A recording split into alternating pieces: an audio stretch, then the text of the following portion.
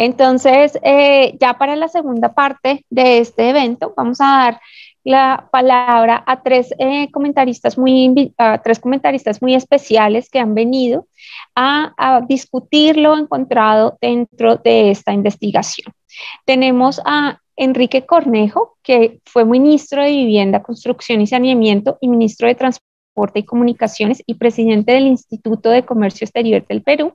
Ha sido presidente ejecutivo del Banco de la Nación del Perú, director del Banco Central de Reserva del Perú, presidente ejecutivo del Banco de la Vivienda del Perú y secretario pro tempore del Parlamento Andino.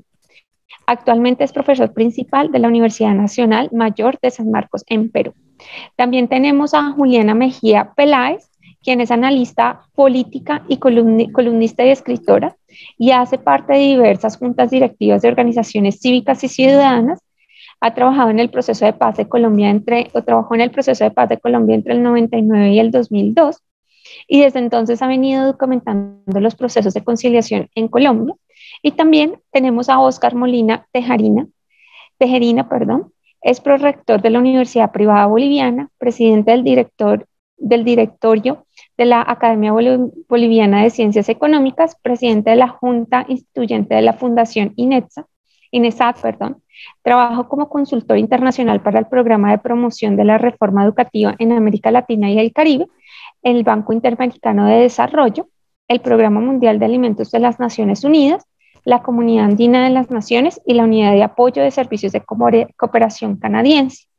A nuestros tres comentaristas les vamos a dar 7 minutos aproximadamente. Disculpa, profesora Mónica Pinilla Roncasio, tenemos en estos momentos al licenciado Héctor Tejerina de Invest Monterrey, que está con nosotros también. Ok, perfecto. Entonces le doy la bienvenida al licenciado Héctor Tejerina, quien es director ejecutivo de Invest Monterrey.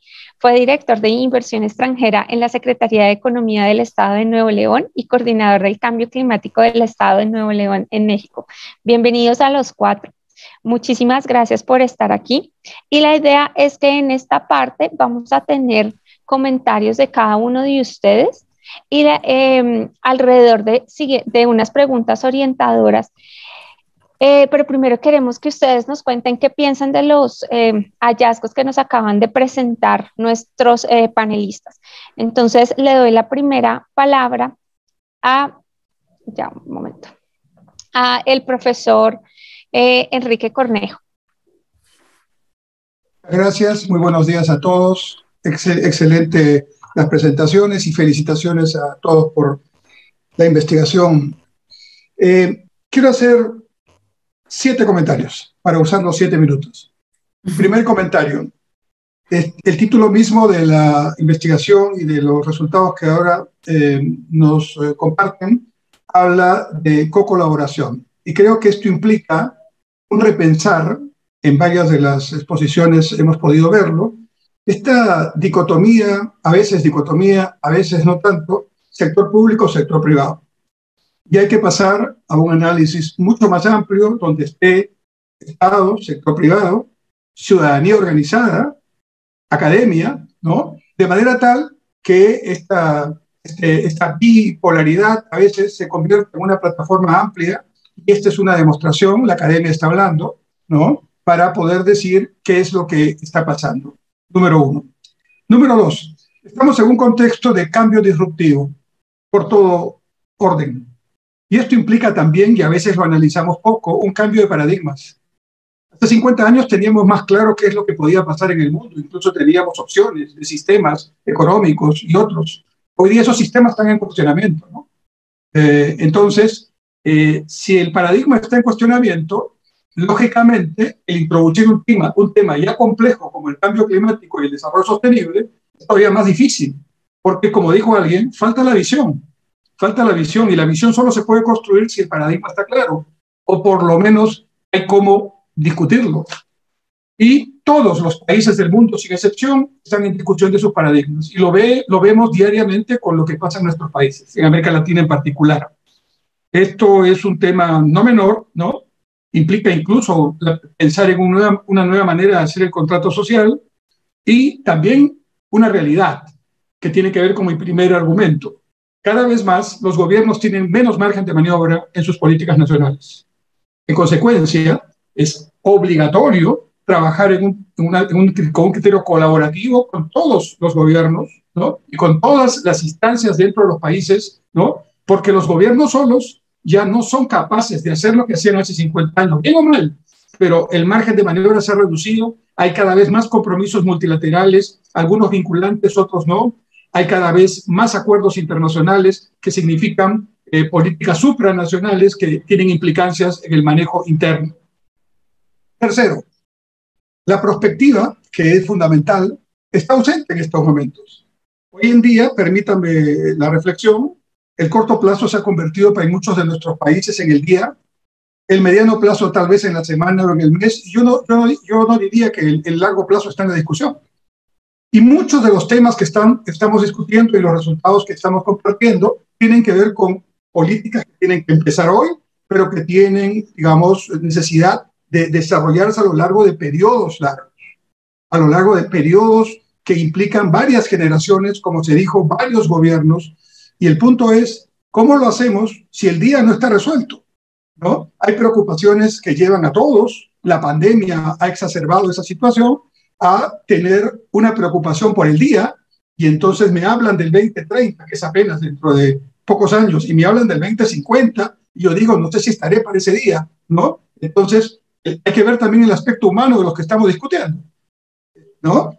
Y esto implica todo un replanteamiento del rol del Estado, ¿no? Esta es una discusión fundamental que hay que incorporar, ¿no? Se ha hablado, por ejemplo, de regulación. ¿Qué implica la regulación en este tiempo? Implica tener reguladores eficaces, autónomos y con capacidades de información que sean tales que permitan hacer una efectiva capacidad regulatoria. No es posible que el regulador tenga menos capacidad y menos información que el regulado. Y eso pasa en muchísimos de nuestros países, ¿no? Y evidentemente esto implica también falta de políticas de Estado. Nuevamente, la política de gobierno, la política de Estado que se da a través de los gobiernos no aparece. Un cuarto punto es la participación de la academia, pero no solamente en el ámbito de la investigación científica, que es la tarea universitaria, ni del posgrado o el pregrado de la universidad, o en el nivel tecnológico, desde la educación básica.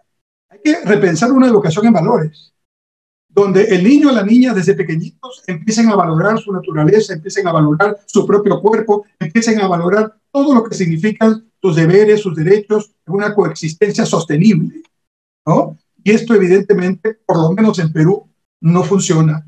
Y creo que repensar la educación en valores, mucha modernidad en la educación, mucha transversalidad, ¿no? Criterios de género, temas ambientales en términos genéricos, sí, muy bien, pero poca profundidad.